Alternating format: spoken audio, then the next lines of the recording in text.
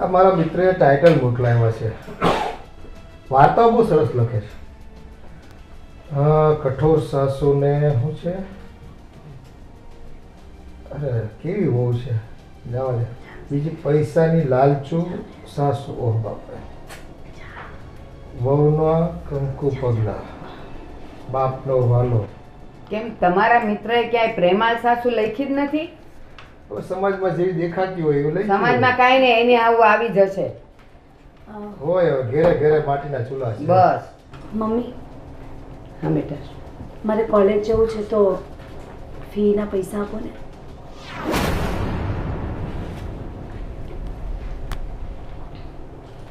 ફીના પૈસા તો મારી પાસે નથી. તો બા, મારે આજે ફી ભરવાની છે. તો હવે હું કોની પાસે માંગુ? પપ્પા, કોલેજમાં ફી ભરવાની છે મારે. કેટલા દિવસ છે ફરવાને? પપ્પા, આજે છેલ્લો દિવસ છે. હા સારું, ચાલો. મારા પેન્શનનો ખાતાની ચેકબુક લેતી અને હું તને આપી દઉં પછી. હા પપ્પા, ક્યાં મૂકી છે ચેકબુક? બસ અંદર છે. જી. એક કામ કર, એને જડશે નહીં, હું જ એને ચેક આપી દઉં.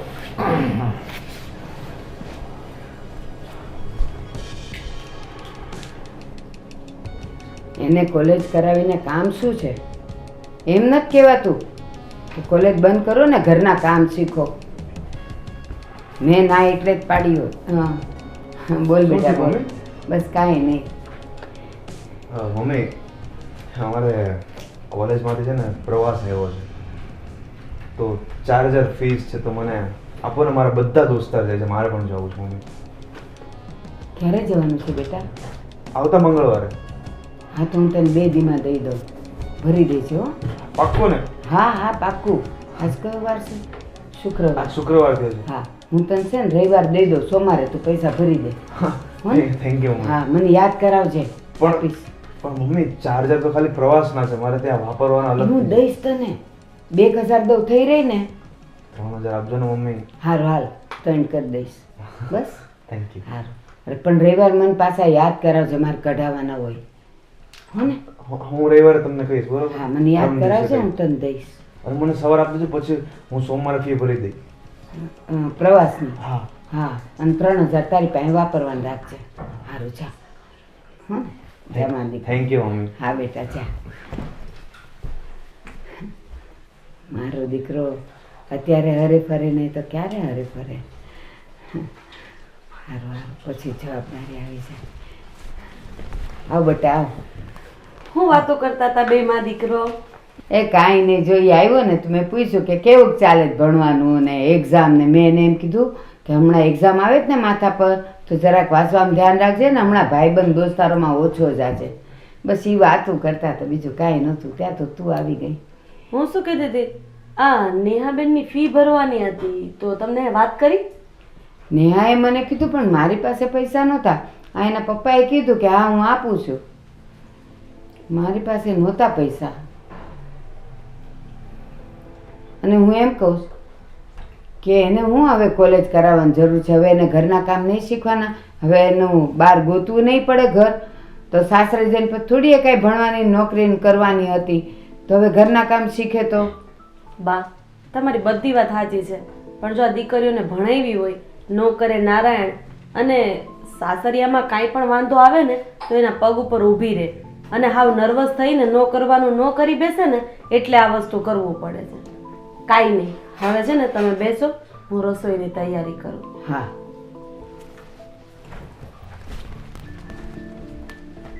એને હું ભણાવવાની હોય? ઘરના કામ શીખે ને કોને ખબર સાસરે નોકરી કરવા દે ન કરવા દે. ખોટા ભણાવેલા બધાય પૈસા એમને એમ જાય.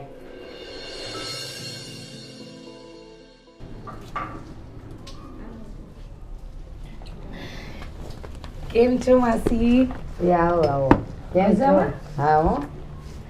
એ બહુ દાડા થયા ને તમે દેખાયા નહીં એટલે મને થયું કે લાવો મળતી આવું.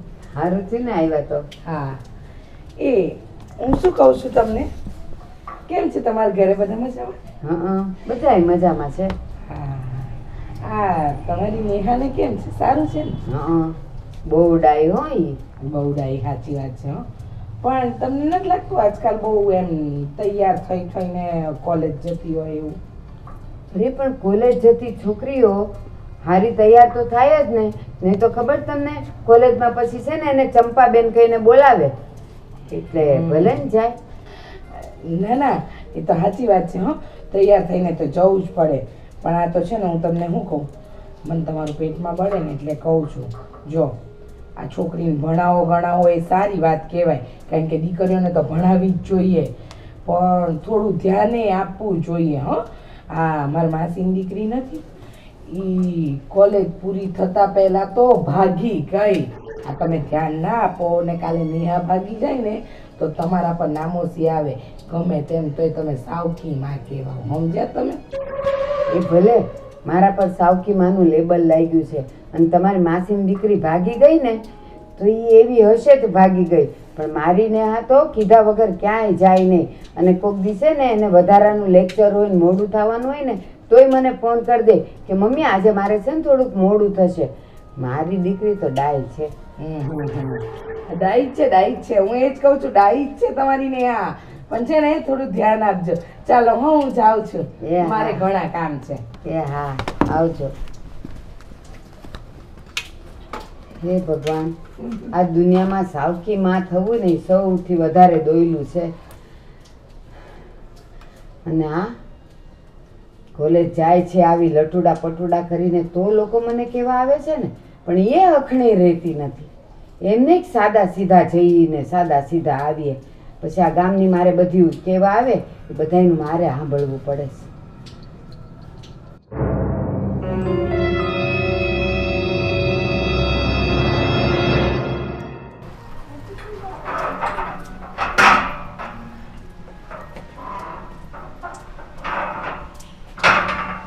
નેહા અહીંયા આવતો. હા બા.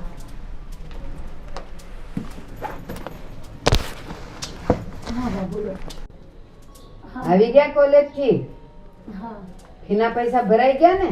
હા ભરાઈ ગયા. અને કોલેજ જાવ છો ને તો જરા હરખી રીતે જાઓ. એ આવા બધા ફિટ ને ટાઈટ ને કપડાં પહેરીને ન જવાય. લોકો હું કહે અને હું જોવે. પણ મમ્મી કોલેજમાં બધા આવા જ કપડાં પહેરીને આવતા હોય છે અને હું ક્યાં કોઈ શોર્ટ કપડાં પહેરીને જાઉં છું. જીન્સ અને ટી શર્ટ તો પહેરું છું. કોલેજમાં ભલે બધા ગમે એ પહેરીને આવતા હોય પણ તારે આવા પહેરીને ન જવાના. અને આ તો આ લોકો મંડ્યા જ ને એટલે કોલેજ જાવ, બાકી હું તો એમાં જરાય રાજી નથી. એ ઘરના કામ શીખો. કોલેજ જઈ જઈને કોઈનો ઉદ્ધાર નથી થયો કે તારો ને મારો થાય. અને આમે તે કોલેજ ભણી ભણીને અમને શું ફાયદો? જેવી કોલેજ ભણી રહીશ એવી સાસરે જઈશ અને એ જે ફાયદો રહેશે ને એ લોકો જ લેશે. પણ મમ્મી હું કોલેજ કરતાં કરતાં ઘરનું કામ પણ શીખીશ અને મારે ભણવું છે, મારે આગળ વધવું છે. બસ હો, મારી આમે બહુ લવારા નહીં કરવાના. અને આ બધા છે ને લાલી લિપસ્ટિક કરી કરીને કોલેજ નથી જવાનું. જાઓ હવે અંદર. મમ્મી નોર્મલ તો રહું છું, નેચરલ તો રહું છું, ક્યાં લાલી લિપસ્ટિક કરું છું? છતાં પણ ખબર નહીં તમે કેમ મારી સાથે આવું કરો છો, નથી ખબર. હા, હું આવું કેમ કરું છું? હું તને મારું છું, તને ખાવા નથી દેતી. શું કરું છું હું તારી સાથે? જુલન કરું છું તારા પર અને પાછી એમ કહે છે કે ખબર નથી પડતી કે તમે આવું કેમ કરો છો. હું એવું નથી કહેતી મમ્મી, પણ બસ તમે આવી રીતે મને રોજ બોલ્યા નહીં કરો. મને નથી સારું લાગતું, મને નથી સારું લાગતું. ન સારું લાગતું હોય ને તો અમે કહીએ ને એમ રહેવાનું, તો સાંભળવું ન પડે. કોલેજ જવું છે આવા કપડાં પહેરીને? બસ કોલેજ જઈ જઈને પૈસા બગાડવા છે, બીજું કાંઈ કરતી નથી. અને આવું બધું પહેરવા મળે ને એટલે જ કોલેજ જાય.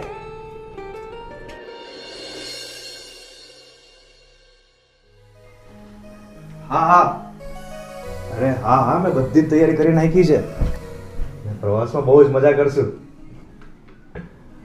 હા હા, ખરીદી પણ કરવાની છે. તો યાર માઉન્ટ આબુ જઈએ, ખરીદી તો કરવાની છે ત્યાંથી. સારું ચાલ, ઓકે બાય. માઉન્ટ આબુ જાય છે? હા. મને પૂછ્યું નહીં તે? અરે હા, તમને કહેવાનું જ ભૂલાઈ ગયું ઉતાળમાં. અમે મંગળવારે જઈએ છીએ પ્રવાસમાં કોલેજમાંથી બધા મારા ફ્રેન્ડ સાથે. તો ફી ભરાઈ ગઈ ને? હા, મારી પાસે તો માંગી જ નથી. મેં મમ્મી પાસેથી લઈ લીધા. મમ્મી પાસેથી ફી લીધી એમ ને? આ તારે ફરવા જવાના રૂપિયા તો ભરાઈ ગયા ફી પેટે, તો વાપરવા રૂપિયા નહીં જોઈતા ને? હા, લીધા જ છે ને 3000. 3000 રૂપિયા? હા. ભારતી, એ ભારતી, એ હા, સાંભળ અહીં આવ. એ આવું, આ ગેસ બંધ કરીને.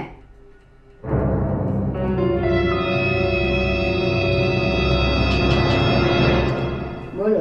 બેસ અહીંયા. અરે પણ એમાં આટલી બધી બૂમો કેમ પાડો છો? શું થયું બાપુજી? પાડી પડે બૂમો. તે દિવસે હું અહીંયા બેઠો તો, અમારી દીકરીની ફી માટે તારી પાસે રૂપિયા નહોતા, તે મારી પાસે મોકલી એને કે તમે આપી દો. અને આને ફરવા જવું તું તો તારી પાસે રૂપિયા છે, એને ભણવાનું હોય તો તારે ફી ભરવાની રૂપિયા નથી તારી પાસે. બધા રૂપિયા હું તને જ આપું છું ને, વ્યવહાર તારે જ કરવાનો છે ને. અને છોકરાને ફરવા જવું છે તો બસ એના માટે પૈસા અપાય.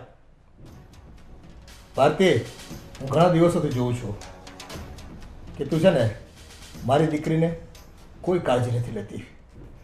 તારામાં મા બનીને પણ વાલા દવલા કરવાની એક ખોટી કુટેવ પડી ગઈ છે. પપ્પા નહીં બોલો મમ્મીને, રહેવા દો. માં છે એમનો અધિકાર છે. ના નેહાબેન, જે ઘરમાં થઈ રહ્યું છે એ હું પણ જોઉં છું. એમના પોતાના પેટના જણેલા દીકરા માટે એમની પાસે બધું છે. હા, તમારા મોટા ભાઈ કે તમે કાંઈ પણ ઘરની અંદર માંગો તો એની પાસે કાંઈ જ નથી. માં તો માં હોય છે, પછી એ સાવકી હોય કે પોતાની. આ બેની ઉંમરમાં ખાસો ફેર નથી. એને કોલેજમાં જઈને ભણવાનું હોય છે, એના મિત્રો સાથે એને ફરવા જવાનું હોય છે. ક્યારે બોલી દીકરીએ ફક્ત ભણવા માટે જાય છે. અને ક્યારેક ફેશન શું કરે, તું તો એની માથે તૂટી પડે છે. અને તારો દીકરો અડધી રાતે ઘરે આવે, કોઈ પૂછ્યું એને તે કે ક્યાં રખડે છે? માં છે કહે, કદાચ એમને એવું લાગતું હોય કે મારી દીકરી બહાર જાય છે તો એને કોઈ પ્રોબ્લેમ ના થાય, કોઈ છેડતી ના કરે, એટલે બોલતા હશે હવે. હા નેહાબેન, આ તમારી છે ને મોટપ છે. અને બા, તમારે આ મૂંગા મોઢે સાંભળવું છે કે તમે કંઈક બોલશો? હવે એ હું બોલતી હતી, આ વાલા દલા કરવામાંથી ઊંચી નથી આવતી. પોતાના પેટનો દીકરો છે, એની ઉપર રૂપિયા વરસાવે છે. અને આ દીકરી સાવકી છે ને, એટલે રૂપિયા વાપરતા કાળજું બળે છે એનું. પપ્પા પ્લીઝ સાવકી ના કહો, એ મારી મમ્મી છે. મને કોઈ દિવસ એવું નથી લાગ્યું કે એ મારા સાવકા મમ્મી છે.